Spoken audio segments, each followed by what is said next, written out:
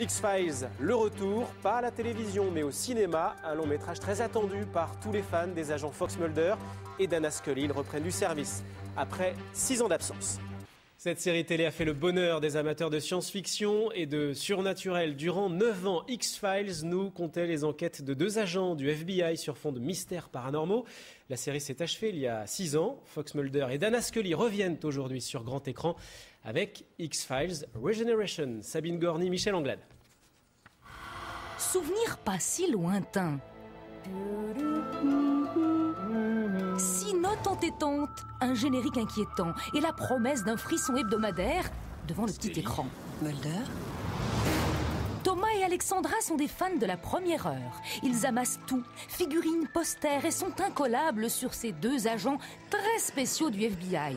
Ce n'est plus de l'amour, mais de la rage. Avec mon ami, on s'est remis à l'intégrale, donc les 200 épisodes.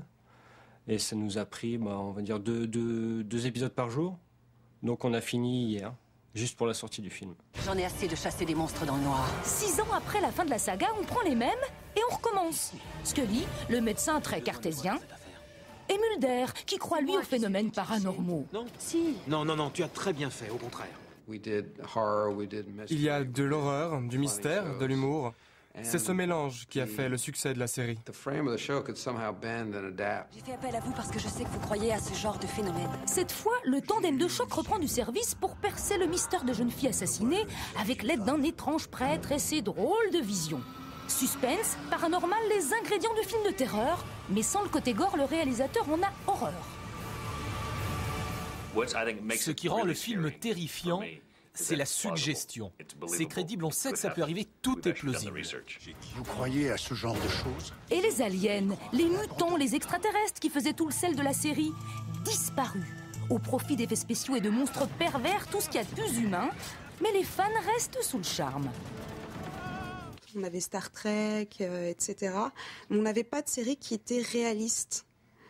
Qui exploitait tout ce qui était fantastique et paranormal, mais de manière réaliste et sensée.